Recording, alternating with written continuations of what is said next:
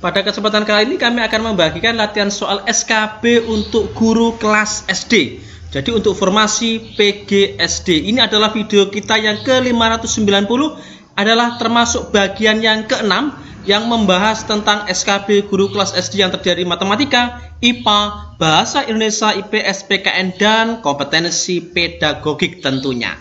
Langsung saja kita masuk di soal yang pertama. Kelainan pada tulang di mana tulang belakang melengkung ke samping kiri atau kanan disebut sebagai A. Kifosis, B. Lordosis, C. Artritis, D. Lordosis, atau E. Skoliosis. Tentunya bagi teman-teman yang terbiasa mengajar di kelas 5 maupun kelas 6 sudah tidak asing dengan istilah ini. Tapi tidak ada salahnya jika kita bahas di sini satu persatu. Yang pertama adalah kifosis. Kifosis di sini adalah kelainan pada tulang belakang yang terlalu membengkok ke belakang. Artinya kifosis ini adalah membungkuk karena kebiasaan yang membungkuk atau sering membawa beban berat di punggungnya. Yang kedua adalah lordosis. Lordosis di sini adalah kelainan pada tulang belakang yang terlalu membengkok ke depan. Kebalikannya sekarang. Kalau kifosis membungkuk, kalau lordosis ke depan. Kemudian yang ketiga adalah skoliosis. Nah, skoliosis di sini adalah kelainan pada tulang belakang yang membengkok ke kanan dan ke kiri. Tulang belakangnya membentuk seperti huruf S.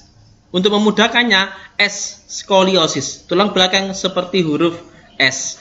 Kifosis K, bungkuk kuk kifosis, gitu ya cara mengenal. L, lordosis L. Jadi agak ke belakang, ke depannya, membengkoknya menjadi ke depan. Jadi seperti itu. Kemudian yang keempat adalah artritis. Artritis di sini adalah peradangan pada sendi. Sekarang kita lihat soalnya. Yang ditanyakan adalah kelainan pada tulang di mana tulang belakang melengkung ke samping kiri atau kanan. Berarti membentuk seperti huruf S. A disebut dengan skoliosis. Pilihan jawaban yang E. Lanjut kita di soal nomor 2. Di soal nomor 2 di sini kita perhatikan ini juga kategori soal IPA tapi ke fisikanya sekarang. Kalau ya, perhatikan gambar di bawah ini. Ada grafik seperti ini. Berdasarkan grafik tersebut dapat disimpulkan bahwa kita lihat di sini ada garis yang ke atas di sini adalah S, jarak, satuannya adalah meter. Kemudian yang ini adalah T, waktu, satuannya adalah detik. Nah, sekarang A, bagaimana hubungan A, B, dan C? Di sini ada jarak, kemudian ada waktu. Artinya, grafik di sini adalah hubungan antara jarak terhadap waktu. Hubungan antara jarak terhadap waktu di sini termasuk GLB. Gerak lurus beraturan. Ada beberapa ciri dari gerak lurus beraturan. Yang pertama adalah lintasannya berupa garis lurus. Ya kan? Yang kedua, dalam waktu yang sama akan menempuh jarak yang sama pula. Yang ketiga, kelajuannya tetap. Yang keempat, tidak mengalami percepatan atau bisa dikatakan percepatan sama dengan 0. Kalau kita lihat di sini hubungannya jarak dan waktu adalah hubungannya ada kecepatan. Nah, kecepatan itu rumusnya adalah jarak dibagi waktu.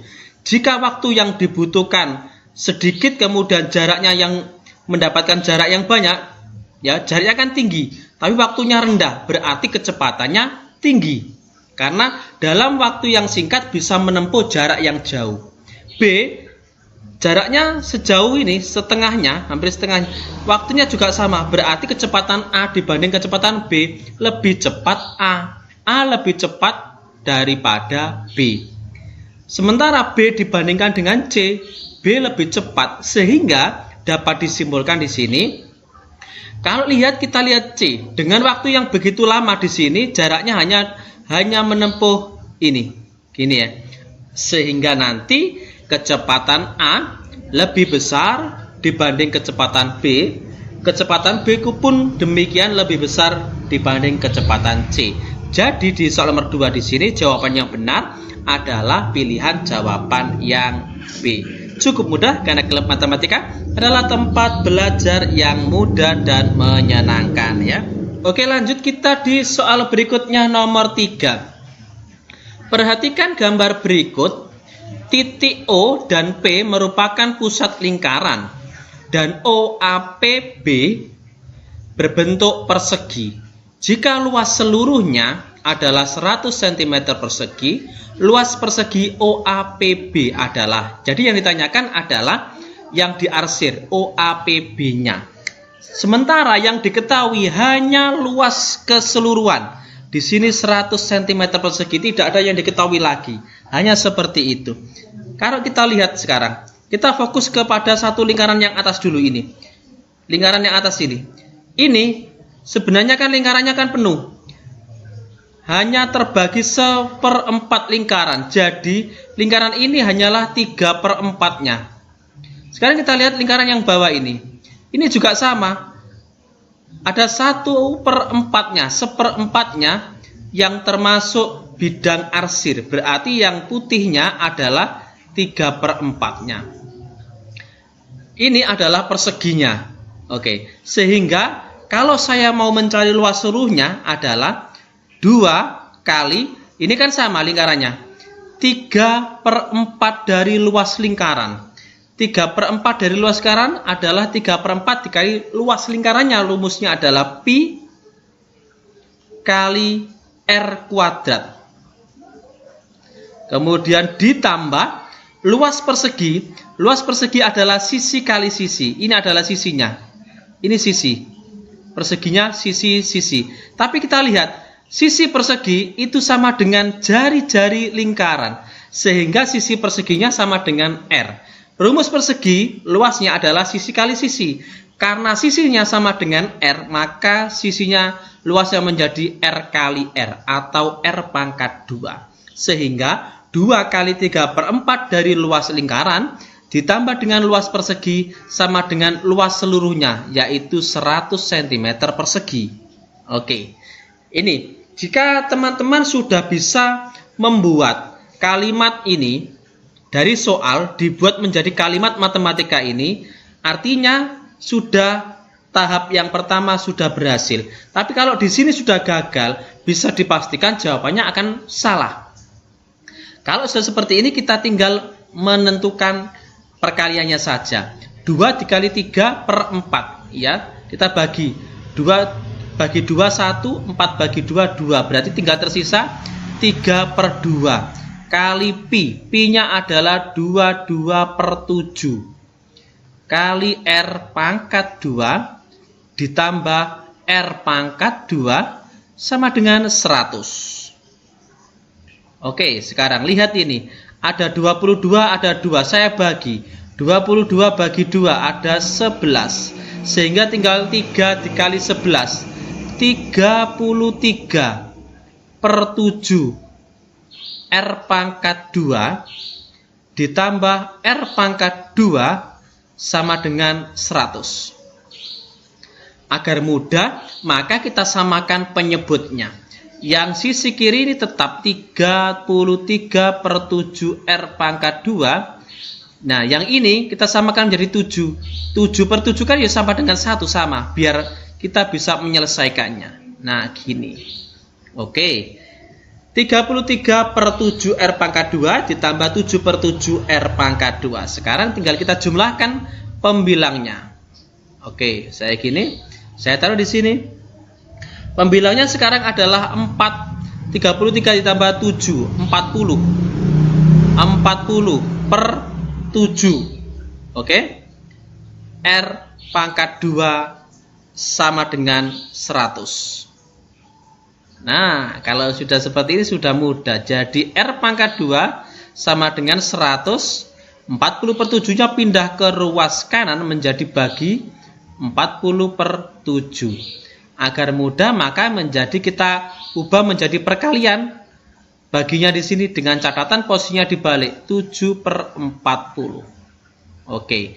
Di sini kita lihat ada angka 100 dan ada angka 40. Kita coret gini, tinggal tersisa 10 dikali 7 dibagi 4. Atau langsung 10 bagi 4 kan 2,5. 2,5 dikali 7, 17,5. Selesai ini. 17,5 cm. Atau bisa 10 kali 7, 70. 70 bagi 4 juga boleh. 60 bagi 4-nya kan 15. Kemudian 10 bagi 4 adalah 2,5. 15 tambah 2,5, 17,5. Jadi jawabannya adalah pilihan jawaban yang A. Seperti itu. Cukup mudah karena klub matematika adalah tempat belajar yang mudah dan menyenangkan. Selanjutnya kita di soal nomor 4. Sebuah kapal berlayar dari kota A ke kota B ke arah timur. Ya, ini timur ya. Sejauh 320 km. Kemudian dari kota B dilanjut ke kota C ke arah utara. Sejauh 240 km.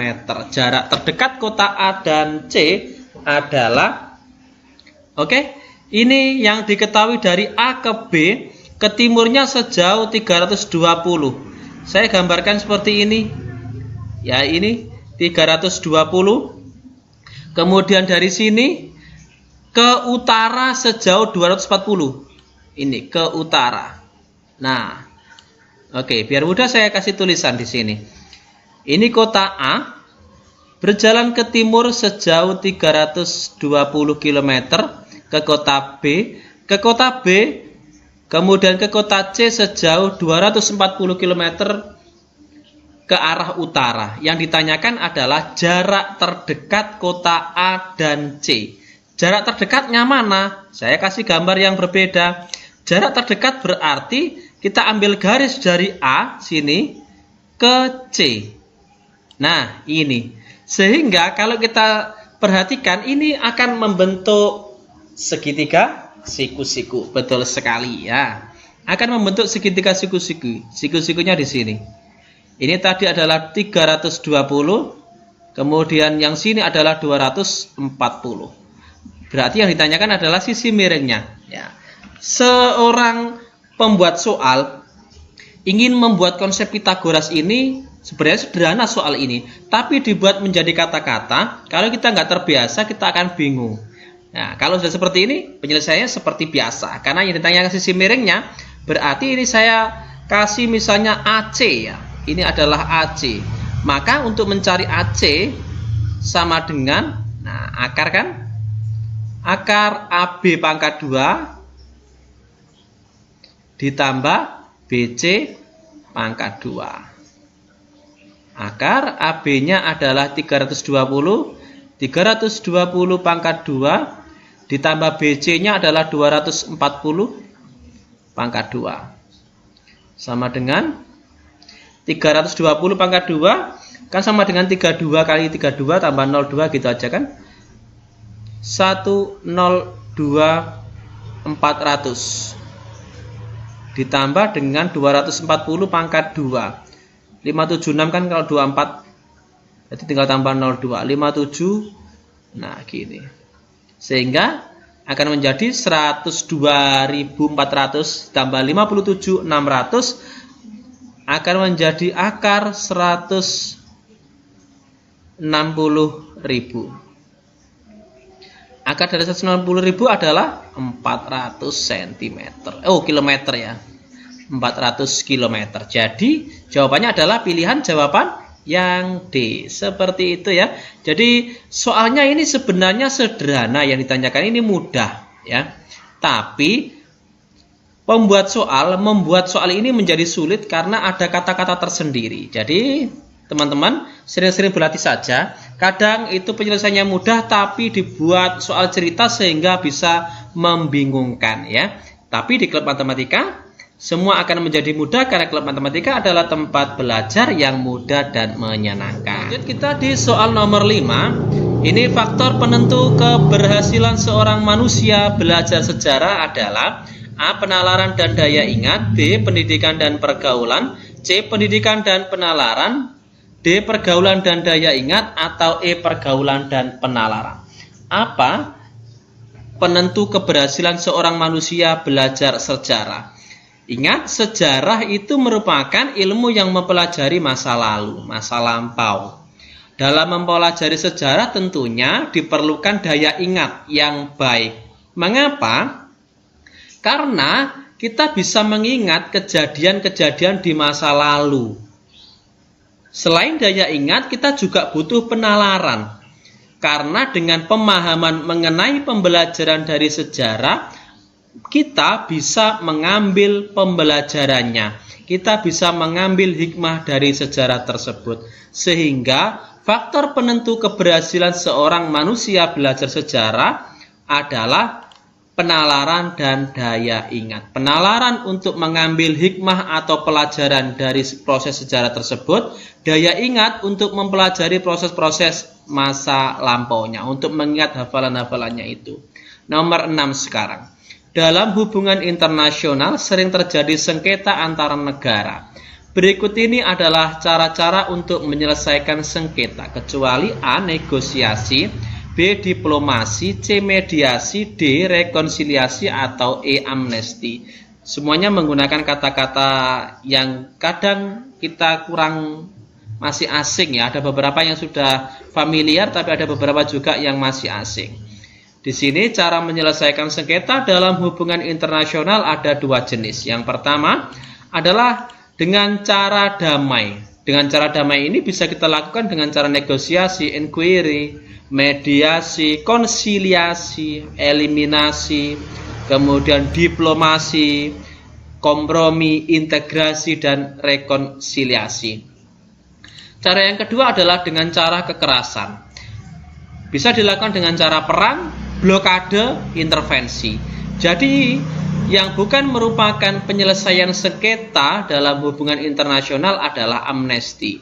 Mengapa amnesti? Karena amnesti di sini merupakan pengampunan yang diberikan oleh presiden kepada pelaku pelanggaran HAM yang berat dengan memperhatikan pertimbangan DPR. Jadi pilihan jawabannya adalah pilihan jawaban yang E. Oke, lanjut kita di soal nomor 7. Pancasila sebagai sumber dari segala sumber hukum pada dasarnya merupakan pengejawantahan dari A. Pancasila sebagai pandangan hidup bangsa, B. Pancasila sebagai dasar negara, C. Pancasila sebagai kepribadian bangsa, D. Pancasila sebagai ideologi negara, atau E. Pancasila sebagai perjanjian luhur bangsa. Oke, sebagaimana yang termuat dalam pasal 2 Undang-Undang Nomor 10 Tahun 2004 yang menyatakan bahwa Pancasila merupakan sumber dari segala sumber hukum negara. Hal tersebut secara tegas menyatakan bahwa penempatan Pancasila sebagai sumber dari segala sumber hukum negara sesuai dengan pembukaan Undang-Undang Dasar 1945 yang menempatkan Pancasila sebagai ideologi negara serta sekaligus sebagai filosofi bangsa dan negara, sehingga ini penting, setiap materi muatan peraturan perundang-undangan tidak boleh bertentangan dengan nilai-nilai yang terkandung dalam Pancasila. Jadi, jawabannya adalah Pancasila sebagai ideologi negara. Lanjut kita di soal nomor 8. Anak kos sebelah yang berambut panjang dan beralis tebal yang selalu menyapa kita telah bekerja sebagai asisten manajer perusahaan rokok terbesar di Jawa Timur. Pola kalimat di bawah ini sama dengan pola kalimat di atas. A. Anton sedang mengerjakan tugas matematika. B. Randy DDO oleh fakultas tempat studinya sejak 1 bulan yang lalu. C. Dia bekerja sebagai akuntan di Jakarta. D. Kebahagiaan itu telah dirampas adiknya di saat dia ulang tahun. Atau E. Paman dan bibinya mengabdikan hidupnya di Yayasan Bina Mulia. Untuk bisa menentukan pola yang sama, kita juga cari dulu polanya di kalimat di pertanyaan ini apa. Anak kos ini, anak kos sebelah yang berambut panjang dan beralis tebal yang selalu menyapa kita. Nah, ini adalah subjek. Kemudian bekerja, telah bekerja ini adalah predikatnya sebagai asisten manajer perusahaan rokok. Ini adalah pelengkapnya. Kemudian di Jawa Timurnya ini adalah keterangan tempatnya. Jadi anak kosnya ini subjek, ya saya tulis subjek. Kemudian bekerjanya ini adalah predikat. Kemudian asisten sebagai asisten manajer di sini adalah pelengkap. Kemudian di Jawa Timurnya ini adalah keterangan tempat. Oke. Jadi yang polanya sama, kita lihat yang subjek, predikat, kemudian pelengkap dan keterangan tempat. Mudahnya saja kita cari yang belakangnya keterangan tempat yang mana. Kita lihat di sini yang belakangnya keterangan tempat itu ada di C di Jakarta, kemudian ada di E di Yayasan Bina Mulia. Ini juga keterangan tempat. Yang lain nggak ada, ya kan? Yang B ini keterangan waktu, bulan lalu waktu. Jadi salah. Jadi A salah, B salah, kemudian D juga salah. Tinggal C sama E. Kita lihat C-nya. Dia subjek, bekerja predikat sebagai akuntan pelengkap di Jakarta. Ya ini. Kalau lihat polanya ya C. Tapi kita lihat yang D, paman dan bibi subjek mengabdikan hidupnya. Ya, objek hidupnya. Jadi jawabannya benar adalah pilihan jawaban yang C. Dia bekerja sebagai akuntan di Jakarta. Seperti itu. Lanjut kita di soal nomor 9. Berikut adalah hal-hal utama yang membangun puisi menjadi puitis dan merdu ketika dibaca. Kecuali A, asonansi dan aliterasi, B, diksi dan arti, C, rima dan atau persajakan, D, ritme atau metrum, atau E, homologues. Apa ini? Yang tidak termasuk hal-hal yang membangun puisi menjadi puitis dan merdu ketika dibaca. Kita cari ya definisinya dulu. Asonansi adalah pengulangan bunyi vokal yang sama. Kalau aliterasi itu pengulangan bunyi konsonan yang sama. Diksi itu pilihan kata. Arti itu maknanya. Ini penting ya. Pilihan kata, arti, asonansi juga penting. Aliterasi juga penting. Jadi pengulangan-pengulangan ini akan membuat puisi itu menjadi puitis dan merdu dan enak didengarnya. Rima ini jajaran bunyi yang berulang pada akhir baris. Karena berulang pada akhir baris juga akan memperindah puisi tersebut ya. Kemudian D, ritme atau irama. Di sini merupakan pergantian tinggi rendah, panjang pendek, keras lembutnya ucapan bunyi. Ini juga akan memperindah puisi. Homologues di sini adalah bentuk kata yang sama pada baris-baris yang sejajar, tapi ini pada pantun. Jadi jawabannya adalah pilihan jawaban yang E ya. Terakhir nomor 10, perhatikan pernyataan-pernyataan berikut ini. 1. Pembelajaran mengutamakan bagian-bagian kecil. 2. Pembelajaran mementingkan pembentukan stimulus dan respon. 3. Pengetahuan itu ditemukan sendiri oleh siswa melalui pengalaman belajar mandiri. 4. Siswa menentukan sendiri apa yang akan dipelajari. Dari pernyataan di atas yang merupakan karakteristik teori belajar behavior, tingkah laku ya. Behavioristik adalah, oke, di sini ada beberapa ciri dari teori behavioristik, tingkah laku. Belajar merupakan perubahan tingkah laku sebagai akibat antaranya interaksi antara stimulus dan respon. Ciri-cirinya mengutamakan unsur-unsur dan bagian kecil, bersifat mekanistis, menekankan peranan lingkungan, mementingkan pembentukan reaksi atau respon, menekankan pentingnya latihan, mementingkan mekanisme hasil, mementingkan peranan kemampuan dan hasil belajar. Jadi, pernyataan di atas yang merupakan karakteristik teori belajar tingkah laku atau behavioristik di sini adalah pilihan jawaban yang A. Oke, demikian video sederhana ini untuk tes SKP untuk formasi guru kelas SD. Semoga video ini bisa bermanfaat untuk kita semua. Kirimkan saran kepada kami di kolom komentar. Bagikan jika dirasa video ini bisa bermanfaat bagi orang lain. Jangan lupa like, subscribe. Terima kasih.